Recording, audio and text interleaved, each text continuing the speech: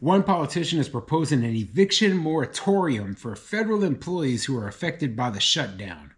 I'm going to tell you why I think that's a bad idea. I'm Tony, and this is Real Estate Investing and Landlord News.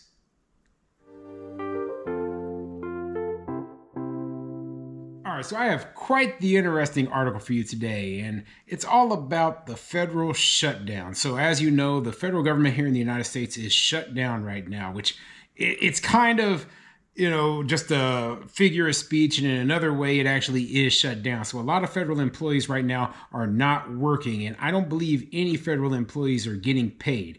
And the issue that a lot of landlords are having is, hey, just like workers in other industries, right? A lot of them, they don't have any savings put aside, and they're going to be struggling to pay their rent, their mortgage, and all of their bills in the coming month. So this is a huge problem. Now, the solution, the obvious solution to, pretty much everyone would be to merely open the government and pay the employees, right? But a lot of people, they're putting on a big show about, trying to push for what they believe is the right way to go. And, and in my opinion, don't put these people in the middle of a political argument, okay? Now, you can think whatever you want about federal employees, about them being lazy or whatever, right? But when it comes down to it, these people were hired to do a job, and they're not being paid for the hours that they did work. And that's wrong, okay? And if you believe their positions should be eliminated, or if you believe that more, they should be given more pay and more benefits and all that, either side, right? You and I both agree, hopefully, that people should be paid for the work that they have already been, that they've already done. And if these people have not been paid, well, that's wrong. It's just wrong, period. So before I get into the article, go ahead, hit the like, subscribe button, and leave a comment down below. Let me know what you think. So first of all, do you believe that eviction protection should apply to federal employees who are not getting paid? I don't, okay? Now, remember what I said about all eviction moratoriums, right? I don't believe in them. I don't believe in them at all, regardless of who is involved, okay? Regardless of the situation. My personal belief is, hey, you promised to pay the rent. So if that means that you have to have an emergency fund set aside, or if you have to get another job, or you have to figure out some other way to supplement your income until it is balanced again and you're able to get paid again from the federal government, or if you got laid off from your regular job or whatever, right? Then simply put, you have to do that, okay? And I don't think that the landlord, because what we're really talking about here is landlords suddenly taking on the burden of these people not getting paid. And I don't think that's right either. Okay. Anyway, let's get into the article and see what it says. This article is coming from govexec.com, and it says, reintroduced bill would shield federal employees from shutdown-related foreclosures and evictions. Let's get into it. While the government shutdown continues to wear on, Senator Brian Schatz, a Democrat from Hawaii, is again trying hand at a bill, I think they mean hard, at a bill to help blunt some of the financial impacts for federal employees and contractors not paid during the budget impasse. Schatz said in an October 8th statement that he was bringing back the Federal Employee Civil Relief Act, legislation the senator has tried to advance into law 3 times before that would allow personnel affected by the shutdown delay some of the financial repercussions of not being paid. Right now, hundreds of thousands of federal employees, federal contractor employees, and their families don't know whether they'll be able to pay rent and make ends meet. Our bill would protect these workers and make sure they aren't harmed during this shutdown, says Schatz in a statement. And I think that people should be able to work on an individual basis with their landlords, with their lenders, etc. Right now, a lot of lenders, when it comes to housing in particular, they have a way to basically defer the payment until after they are able to get paid again and, not face any sort of penalty. So I can't remember what they call that. Yeah, if you remember, go ahead and put a comment down and remind me. But simply put, there is a way to work with lenders in order to make sure that, if you believe that your pay is going to be temporarily affected by, a layoff or something, that you don't lose your housing. But remember, the last thing that landlords want, the last thing that lenders want is to have to basically foreclose on the property or to evict the tenant. Okay, that's the last thing that we want as landlords, is to have to evict the tenant. If we know that, hey, within a month or two, you are going to be paid and you're going to be able to pay us the money that you owe us, we can work something out.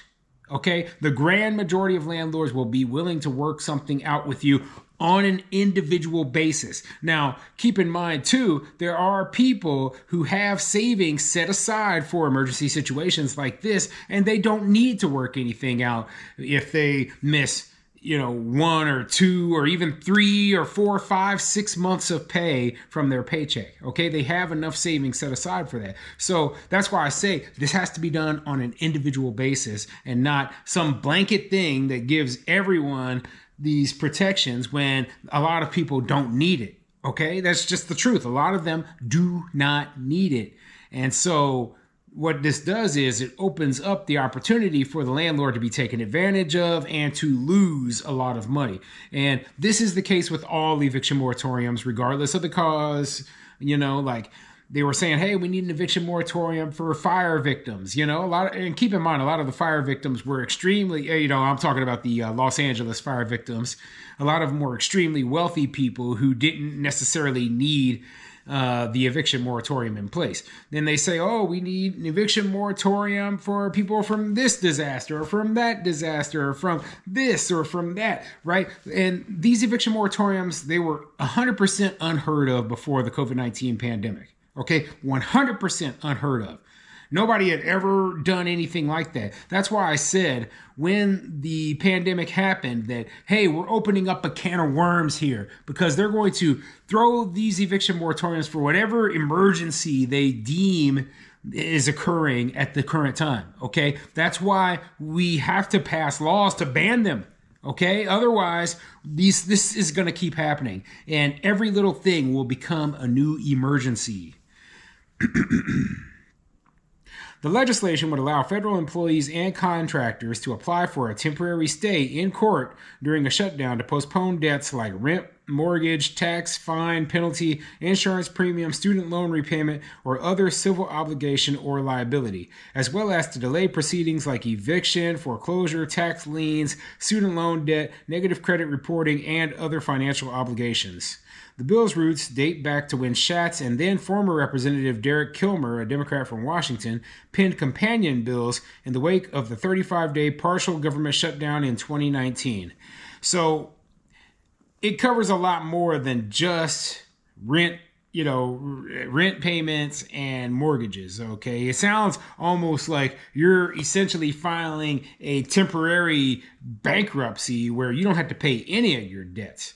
Imagine the financial impact of this sort of legislation being passed. Now, the one thing that I did see good about it was that it says that you have to apply for a stay in court. Okay, so this would be people who felt like they needed it would be filing for this. Okay, and then they would have to prove it, I guess, to the court in order to keep from losing everything.